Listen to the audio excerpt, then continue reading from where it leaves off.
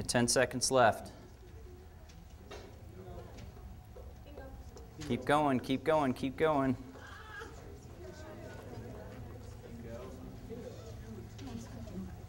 Time.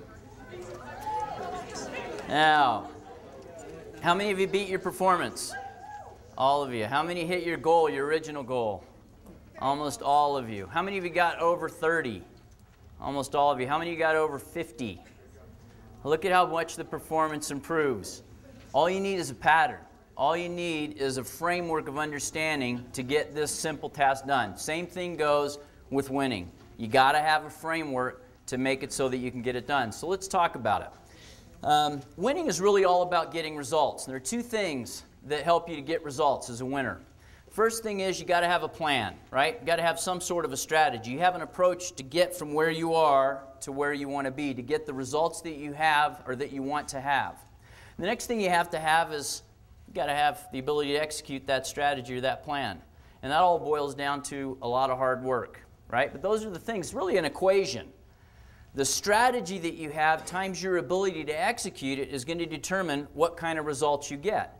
Now, what would be better, to have a brilliant strategy and not be able to execute it very well, or to have a B-level, C-level strategy and execute it flawlessly? Where do you think you get the best results? Probably executing a poor strategy get you better results than having a flawless strategy that you can't execute. Now, where do people spend most of their time? How many of you guys you know how to set a goal? You've set goals before, right? You know how to do that? How many of you have ever been trained to execute? A couple of you. That's good. Okay, so that's unusual, actually. I haven't found very many audiences that would have that percentage of people. You must be doing something right, Bruce. So most of us have not been trained to execute our strategies or our plans. We're really good at setting plans and setting goals, but it's really hard for us to execute them. And so we usually put a lot of emphasis on the goal-setting part, not on the execution part, despite the fact that the execution part's the hardest thing.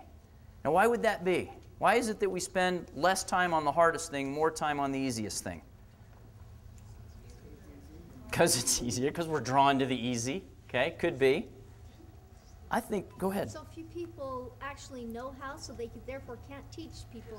Okay. So maybe there's not a lot of people that know how, so we don't have a learning environment. We don't know who to go to find out how to do it. It's possible. I think a lot of it is we just assume execution happens. We just assume we're running a business. Let's say, you know, at some future time, you guys are going to be running a business, some organization, some team. You're leaders, right?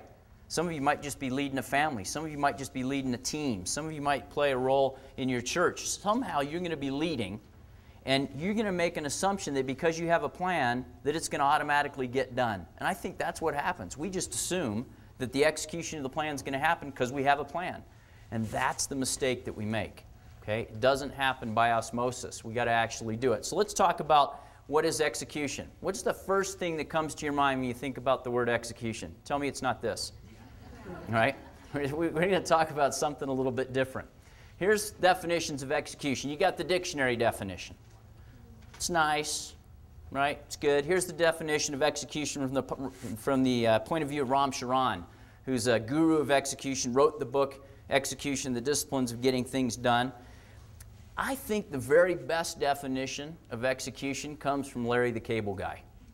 What's that? Get her done. Right?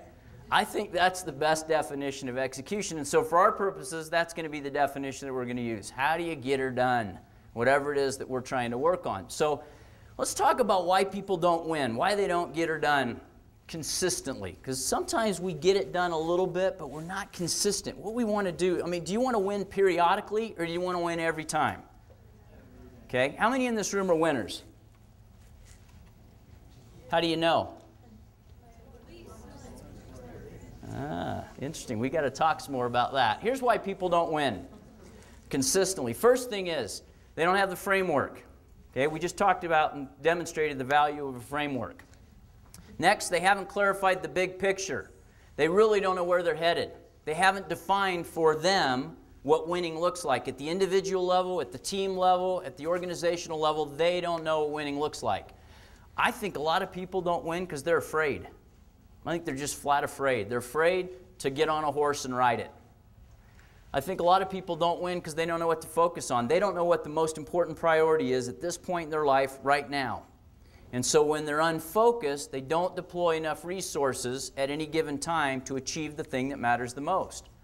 I think a lot of people don't win because they don't know how to translate the goal into what they do every day when they show up to school, when they show up to work, when they show up to life. They don't know what to do. And so it's really hard for them to win. I think a lot of people just don't stay focused. There's so much going on that they get drug off of their most important objectives to do other things that don't matter that much. They fail to stay at it long enough to actually produce a win. Any of you are familiar with teams that play really good in the first 3 quarters of a game and then fall apart at the end? Right? Jazz tend to do that a lot, right? Okay, just trying to bring up some, and I think another one is, this might be a little bit weird, but we'll talk a little bit more about it. I think one of the problems is we don't put mechanisms in place to support us in doing the really hard things we need to do to win. Because is winning easy?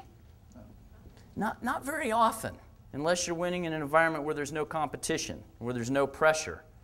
But I think winning's hard, and we need to put for ourselves some mechanisms in place that help us to do the things that are necessary to win in a really hard environment when we're really, really busy just managing the day-to-day. And that's one of the things that winners do really, really well. So let's talk about the disciplines of winning. I think there are really 2 kind of broad categories or aspects of winning and 3 disciplines, things that you have to do to win. You have to define winning. You also have to develop a game plan. You have to figure out how are we going to win. And those are the things that have to do with the preparation planning piece that most of us are pretty good at. I'm not going to spend a lot of time on that. I'm going to just give you a couple of nuggets about those 2 pieces. I think the real value is how do you define the hard work piece? How do you play to win? Once we've defined what winning is, what game we're trying to win, what our objective is, and once we've figured out how to get that done, how do we actually play to win? That's where we're going to spend most of our time. But let's jump into the planning and preparation piece. To start out with, there's an upside to not planning. Sir Harvey Jones said, the nicest thing about not planning is that failure comes as a complete surprise rather than being preceded by a period of worry and depression. So if you don't want to plan, there's an upside. You got that going for you. But let's talk about defining winning, the first piece of planning and preparation. There's 3 parts to this. First of all, you got to do what I call detect your mission. You got to understand what's your purpose, what's your reason for being around as a team, as an organization, as a human being. Then you got to figure out what's your vision. What does that purpose look like when I'm doing it really, really well? And then you got to have some values that undergird everything that you do, that provide a foundation for the way that you work. Okay, those are the 3 components of defining winning. Now, for mission statements, I think it's really important to recognize that no organization has a right to exist. You earn the right to exist by meeting the needs of your key stakeholders. Okay?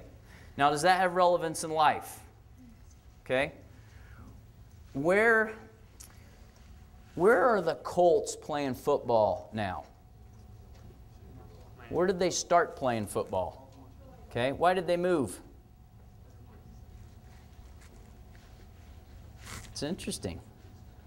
Okay, think about